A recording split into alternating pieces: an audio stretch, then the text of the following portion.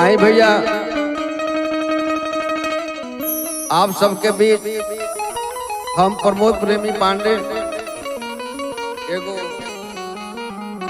नया गीत कलम के का ताकत होले पढ़ले लिखले के मतलब का होला वो हम गीत के माध्यम से बताओ तनी। और ये आज लाइव रिकॉर्डिंग और सोनी रिकॉर्डिंग स्टूडियो में हो रहा बा। कहे के बा कैसे कहे के बा कि भले ही नून रोटी खैहा बाकी लइकन के पढ़ैहा। भले ही नून रोटी खैहा बाकी लइकन के पढ़ैहा। यही से धरती के पूरी अरमान माई एक कलमिए से भइल बा सबके नाम माई।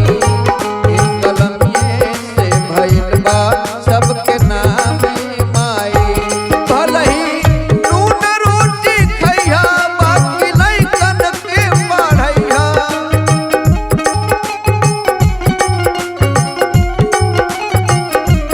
भले ही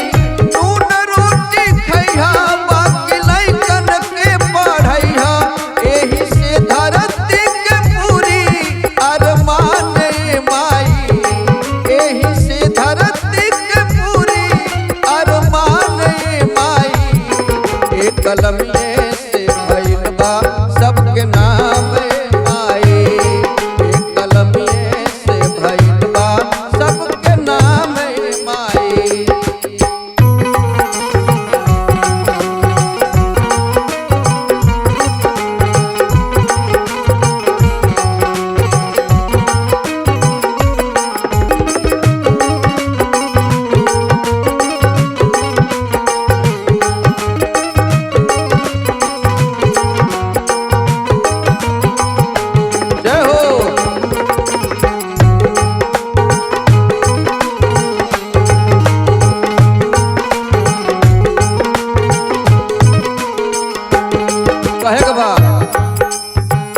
कलमिए केहू के जान के बचावेला।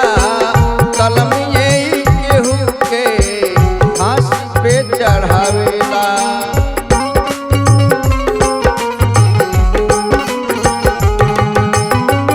कलमिए केहू के जान के बचावेला। कलमिए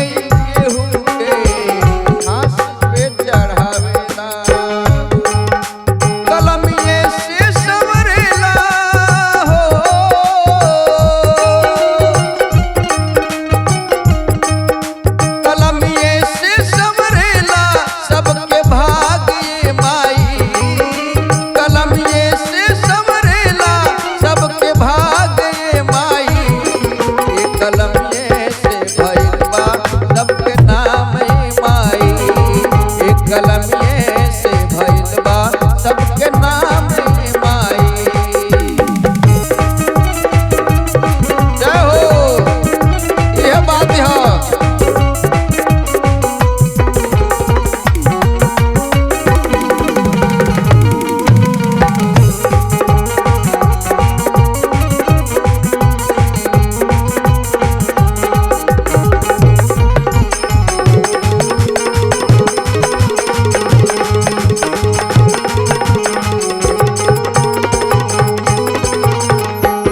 और कहबा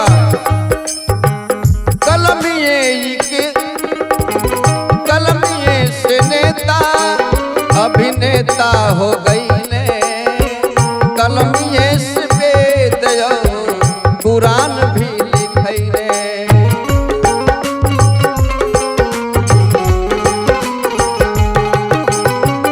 कलमिए से नेता अभिनेता हो गईले। कलमिए से वेद कुरान भी लिखैले। अरे कलमिए से लिखल बा हो।